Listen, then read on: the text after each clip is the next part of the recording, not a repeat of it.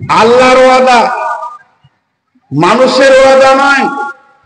আমার ওয়াদা মিথ্যা হতেও পারে, সত্য হতেও পারে, ইনার ওয়াদা মিথ্যা হতে পারে, সত্য হতে পারে। পৃথিবীর মানুষ যদি কারোর সঙ্গে কোনো ওয়াদা করে, ওই ওয়াদা পূরণ করার জন্য একটা জিনিস লাগবে, আল্লাহর তৌফিক লাগবে। আল্লাহ তৌফিক না দিলে ওয়াদা পূরণ করতে পারবে না।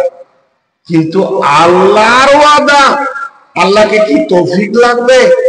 আল্লাহ যা ওয়াদা করেন তা সত্য। ওয়াদাল্লাহি হক, আল্লাহর ওয়াদা সত্য, সত্য সত্য। আল্লাহ বলছেন, মনে করেন আমার মুখ দিয়ে আল্লাহ আপনাদেরকে বলছেন, কি বলছেন? ওয়াদাল্লাহুল্লাযীনা মিনকুম ওয়াদাল্লাহুল্লাযীনা আমানু মিনকুম ওয়া আমিলুস সালিহাতি লা ইয়াস্তাখলিফান্নাহুম ফিল আরদি কামা ইসতাখলাফাল্লাযীনা মিন ক্বাবলিহিম। আল্লাহ বলছেন, এই ইমানদারেরা উজিরপুরের ময়দানে, স্কুল ময়দানে যতগুলি আমি আল্লাহ তোদের সঙ্গে ওয়াদা করে দিলাম, বিশ্বটা তোদের হাতে দিয়ে দেব। ভারতবর্ষ তোরা শাসন করবি যদি তোরা দুটো কাজ করিস, আমার উপরে পরিপূর্ণ ঈমান আর ভালো আমলের ময়দানে নেমে যা। গুনাহকে ছেড়ে দে, ভালো ময়দানে তুই চলে আয়। কেন না শুনে নে, তুই সারা পৃথিবীকে শাসন করবি। পিছাতে পিছাতে চলে যা, তোদেরই বংশধর যাদের তোরা উত্তরসূরি, সেই তোদের যারা আগেকার বংশধর ছিল, তোরা যাদের মধ্যে পৃথিবীতে আছিস, তাদের ইতিহাস ফেলে দেয়। তারা যেদিকে হেঁটেছে সেই দিকটা বিজয়ী ঘোষণা করেছে। তুই সে আবু হুরায়রার বংশে, তুই সে আপনার নাম উমরের বংশে, তুই হলে হযরত আলীর বংশে, তুই হচ্ছিস হযরত আবু বকরের বংশে, হযরত আমির হামজার বংশে, হযরত জাবের জুবাইরের বংশে, শহীদ হযরত আব্দুল্লাহ ইবনে রাওয়াহার বংশে।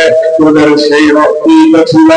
আজকে তোরা রক্তটা এত নষ্ট করে ফেলেছিস, তোরা আজকে আল্লাহকে ভুলে গেছিস, আমলের ময়দান থেকে সরে গেছিস। তাই আল্লাহ তোদের কাছ থেকে একটা একটা করে ছিনিয়ে নিছে। নিতে নিতে নিতে নিতে তোরা চিরতে পড়ে যাবি। তা এই সময় তোরা কোথাও দ্বারস্থ হবি না। দ্বারস্থ যদি হাস, পুরোটাকে 100 ডিগ্রি অ্যাঙ্গেলে যদি ঘোরাতে চাও, তাহলে একজনকে ভারতবর্ষে যত মন্ত্রী আছে করতে হবে না, ভারতবর্ষে যত নেতা আছে রাজি করতে হবে না, শুধু রাজি করবি একজনকে। আল্লাহ বলছে,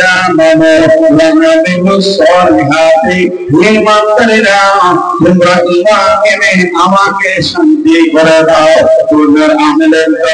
তোমাদের আমলের কারণে আমি আল্লাহ যখন রাজি হয়ে যাব,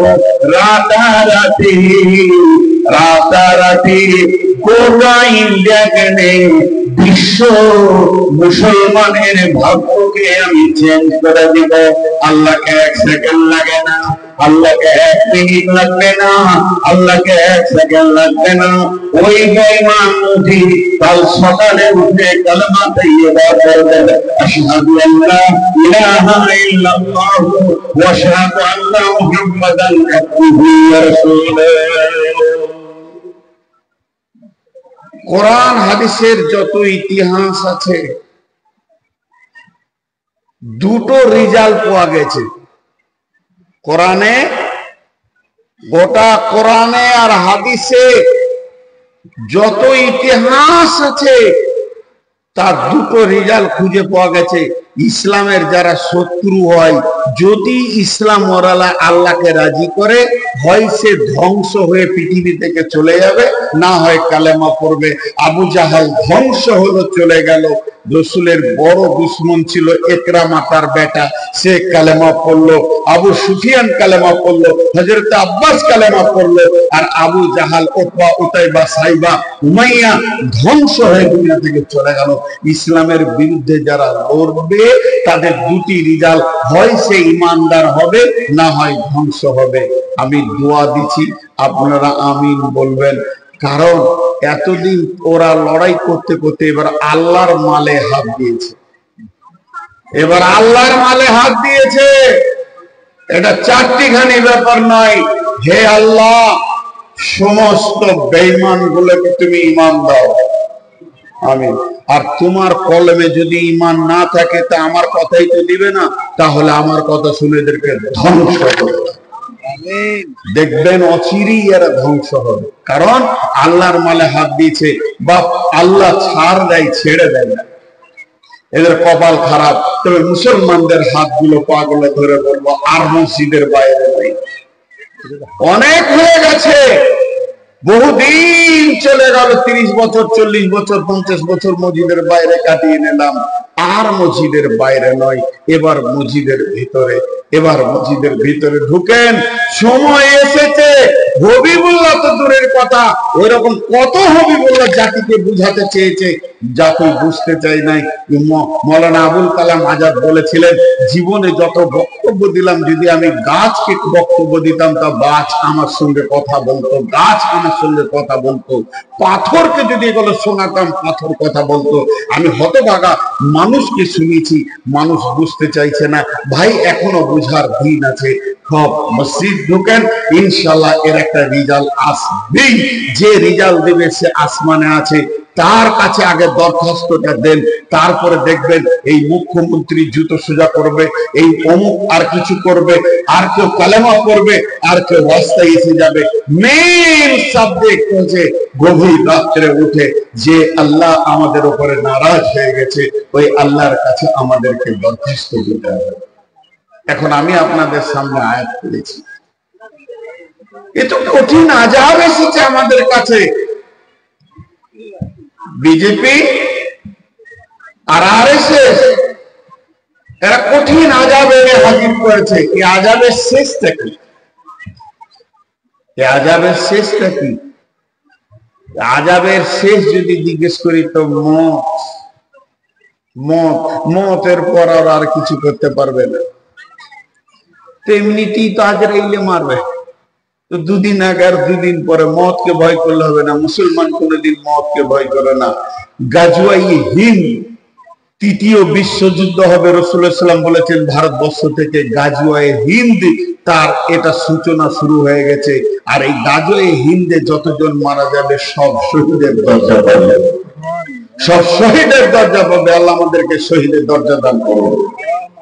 কিন্তু তার থেকে ভয়ানক কি?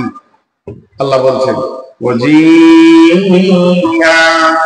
বিন-নবী ওয়াজিয়া ইয়াওমাইদিন বিজাহান্নাম ইয়াওমাইদি ইয়াতাযাক্কারুল ইনসানু ওয়া আন্না লাহুল যিকরা ইয়াকুলু ইয়া লাইতানি قدمت لحياتي فيومئذ لا يعذب عذابه أحد ولا يوثق وثاقه أحد يا أيتها النفس المطمئنة ارجعي إلى ربك راضية مرضية فادخلي في عبادي وادخلي جنتي।